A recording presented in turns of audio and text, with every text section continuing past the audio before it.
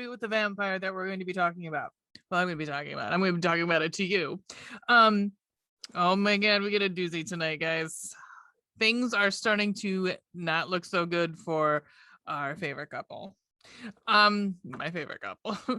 The one thing I want to say was I noticed right away in this. So let me go back. The episode in question is episode 3 of Interview with the Vampire. Is my very nature that of the devil? Is it? Guess what it is. Yeah. So one thing I did notice right off the bat here with this episode was I didn't notice it before, but they've got this new fancy intro. I probably just ignored it before, but this time I noticed it looked like iron gates, and they kind of twist and wind into an I over a U for Immortals Universe. And so I was like, what the fuck is that? So I looked it up. It's Immortal Universe, not Immortals, but it's all set. It's from the wiki. Is the Immortal Universe is a television franchise created. That's not a right. That sentence isn't right. Is a television franchise created by nope. So I believe this should be the Immortal Universe is a television franchise created by AMC. Good on you, writer, and based on the novels created by the late Gothic / horror writer Anne Rice. The first in a multi-series century-spanning saga. Interview with the Vampire will premiere on May 13th, 2020. AMC announced that they had acquired the rights to all of Anne Rice's literary works. The Vampire Chronicles series and Lives of the Mayfair Witches series. So if you notice, they do have an there was a preview for the Mayfair Witches, I believe.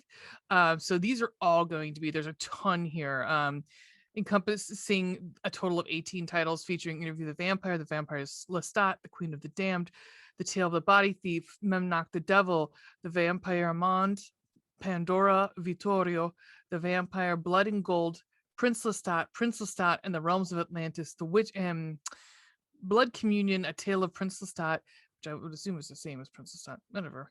The Witching Hour, Lasher, Taltos, Merrick, Blackwood Farms, and Blood Canticle. So Anne Rice is coming for you, bitches. Well, she's not anymore because she sadly passed on, but her spirit is coming for us through AMC. Okay, guys. So every single time we have that opening with the orchestra warming up, I'm going to say it every goddamn episode. I don't fucking care. I love it. I love it. I love it. I love it. It's a big heart in my notes. Just, I love it. Oh, let's see. Louis is definitely still feeling his humanity very, and I'm wondering when he'll lose his humanity. I mean, because he gets it back, obviously. Like by the time we meet with him in the present, he still has his humanity. He doesn't want to kill. Well, he does lose it a little bit in this episode, not a lot in this episode. But we're entering on him and Lestat kind of like lounging in the park at night, obviously, and Lestat's, kind of reveling in being like a rich white man in Louisiana, because that's what he kind of is. Like he just does what he wants, and then Louis is struggling being a black gay man who's also a vampire in the middle of Louisiana in 1917. So at this point we're going to war, so we're starting World War I in this one. We see a lot of do we see a lot of soldiers in this one? I think in the last one there were some soldiers in that one too, but this one is like this is the boys are going to war. So yeah, a lot of it's like I'm shipping out the next day to France, that sort of thing. Like we're really close to, we're already in it. So Louis is trying to convince Lestat to, let's just prey on bad people. Like he's like really, he's having a conflict of conscience. Like I don't want to murder people anymore. Can we just, if we have to do that, can we just, can we kill bad people? Can we Dexter it up? And Lestat's like, no, I'm gonna do what I want to do, and you're going to find out like why are you a judge of who's bad and who's not. Again, we still get Lestat a little bit, like, I mean, even though he is a killer, um he's very much on the thought of, why are you the judge and the jury? How do you get to be that? And with Louis, like, we can just read their minds and that will be how we know that they're bad. Well, so that doesn't go well. And so Louis is taken to eating just like rats, cats, dogs. He refuses to eat a human. Um, and as he's trying to convince Lestat to do this with him, he says something about like, you know, that's what they do, meaning the humans, like, they revel in their in their mortality and whatever, and there's some that could be taken out quite easily. And Lestat goes, oh, you say they to get me on your side. And because he's constantly saying, Louis, you are a vampire, you are no longer human, you are not one of them. Because Louis is also like saying, we with such great power comes such great responsibility. Like, don't you think we're made for better things? Like, we could change the world. We have superpower, we can read, we live forever. Why aren't we doing something good with it? And Lestat's like, we're living it up. Like, that's what I don't want to do like good deeds. I want to just fuck and drink blood. So we do learn that Lestat helped Jelly Roll Morton become famous. Okay, sure. We get the entrance. If any of you saw the commercials for this, the previews for this episode, there's like this jazz singer, and you think she's going to play a big part in it. She doesn't. But Lestat definitely fucks her, and Louis is not happy. Like, he leaves them, and he's like, I can smell her on you. And Lestat's like, I need variety. Like, this dick ain't gonna suck itself. Like, and Louis like, fine, then we're not beholden to each other. We are not supposed to be fidel. We're not. We're not in a. We can be in. And practice infidelity. That's fine. If you're not, if you're fine with that, I'll be whoever I want to. And so at the same time, what's happening actually in Storyville is major segregation. So all of the businesses that have been in Storyville, like mostly, for most part, the white-owned businesses, have been asked to move into town. So they're segregating Storyville into being just a Black community. Then they're putting harsh regulations on the communities or the businesses that are there. Like, Louis has a whorehouse, but it's an upscale whorehouse. So and he can't sell liquor. The girls can't prostitute, and there's something else. Oh, he can't have live music. I forgot what the last one was. So he's like, literally, I can't do anything. I think it might have been food. Whatever. I can't do anything. So there's no one coming to his establishment. And it is literally, it's where they start putting up the signs like, whites only, that sort of thing. That's where we're getting to that sort of real heavy segregation in the South.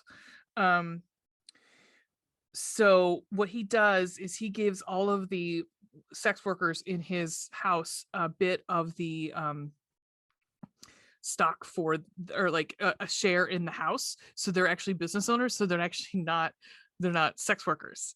So kind of like going around the law and being able to still ply their trade and be considered like they're not paying them in particular. It's really kind of, I didn't quite get it, but I didn't really need to. It's not, you don't need to get really in depth in it, but I always say that because he's got this woman, and I think it's the same woman from the first episode, and who's got the mouth on her that I fucking love. And at one point, Tom, one of the white business owners that's like plays poker at Louis' establishment, says like, And you got a woman run the door. He goes, I'm sorry, Miss Williams or whatever. I'm sorry. I no offense, Miss Williams. And she goes, been called a cunny, a cow, and a bitch that eats 1,000 dicks. You want to apologize for calling me a woman? I was like, that was what they called me in high school. So bitch that eats 1,000 dicks. Okay. So Louis is just like done. He's fucking done. And he happens to be one of his, former boyfriends, like, boy on the side comes into town, and he's leaving literally like 2 days to go to France. And they have a little tete down by the bayou. And what he says to, like, he says, he says to, his name's Jonah. Louis is like, I got somebody. And he's like, well, what's she like? And he's like, it's not a woman. And he says, well, what he like? And she says, he's a lot. And it was like, you know what, that's perfect. He is a lot. And so we don't see much in this one, which I was really disappointed because these two men are gorgeous. But we do see that Jonah starts to go downtown, and you can hear both of their hearts starting to beat faster and faster and faster. And Louis ends up biting himself because he's like so overcome. He's like, either he's going to fucking bite Jonah, or he doesn't want to do that because he's got this, like, I'm saving up this piece of humanity that I still have left. So he bites himself. And he gets home, and they're getting ready for bed, and you could tell that Lestat knows something happened, that he obviously probably can smell him too, being with somebody else. And he looks over, there's mud on Lestat's boots. And he, at some point, like, it comes out that, I forgot exactly what he said. So they start having a fight, and he says to, so a lot of other stuff happens. It gets really dangerous in Storyville. Like, I mean, they're burning down businesses at this point. And a lot of stuff happens. I'm not going to spoil because I think you should watch it. Just know that, like, this is the true test for Louis. Louis loses his humanity in this, but gains it back by the end to a point. And he kind of slips, does something pretty bad, pays the price for it, but he ends up having this very, like, relationship ending fight with Lestat, and pretty much says, we cannot continue doing this forever. This is not, because Lestat keeps saying, well, you can be with other people because we will have 10,000s of years to be together. And he's like, not feeling that. And he figures out, because Lestat says something like, I'm not perfect, or no, I'm a lot. And he goes, I knew you were there. And I heard your hearts dancing together. And I was like, oh my God, that's so, what a way to say it. And he's like, you're jealous. He goes, well, of course I am. Like, I know I don't share you with anybody unless, and Louis like, okay, guess what? This is abusive relationship. Like, I think we talked about in the first episode where it was like, couldn't get out because he just had a way about him. That's Lestat, like, to a T. Like, I mean, you see something like, I heard your hearts dancing together, and that's like, if that was him and Lestat there, and Louis, that would have been like, yes, our hearts were dancing together, but it's out of jealousy that he says this. And it's like, how do I leave this man? How do I leave this man? But he is a lot, and he is everything to, I mean, he's Louis, like, entrance to this whole world. Like, how, he's his master, because that's what they call a vampire master, like the person who creates the vampire. So he decides he's got to get out. He runs out, and like, literally all of Storyville is on fire at this point, and Louis just hates himself, and he's trying to do good deeds. He's like trying to find a good deed, and he comes across a boarding house on fire, and he goes in, and something happens, and that's all I'm gonna say. Because I do not want to spoil it for you. Um, but he does say he finds his heart in this episode. So yeah, it's very good, guys. The chemistry between these two actors is amazing. Like Sam Reed and Jacob Anderson. Is that right? Jacob Anderson? Yeah, I think it's Jacob. Yes. Are amazing. Like amazing. Every time they're on screen together, it is electric. Like I'm oh, you could feel the tension between the two of them. They play off each other very well. Um yeah, amazing. I'm like head over heels in love with this series. I never thought I would because it's not usually my go-to thing, but love it. Love every minute of it. So I'm giving this one 2 thumbs up. Ratings. So blood and gore. Oh yeah. There's a scene that's pretty gory. So I'm gonna say 2. But spooky little ghosts. So spooky scariness. 1. It's not really 1.5. Sex and nudity. I mean, I just wish there was more. We don't get a lot. We don't get a lot in this one. I mean, I don't need like full fucking penetration, but you know, I like to see something going on with Mr. Jonah and Louis down by the bayou. So I'm gonna say 1 on this one for sex and nudity. And then fun and entertainment. This one went like really fast. This one drove real fast. So I'm gonna say 3.5 on this one. I really enjoyed this episode. Yeah. So you can find us at boozeboobsandblood.com. You can email us at boozeboobsbloodpodcast@gmail.com. We are on Twitter. I believe it's Booze Boobs Blood. And Facebook. I think it's Ween and Ray on Facebook. So you can find us all these different places. I'll link to it in the video. But yeah, so I will see you next week.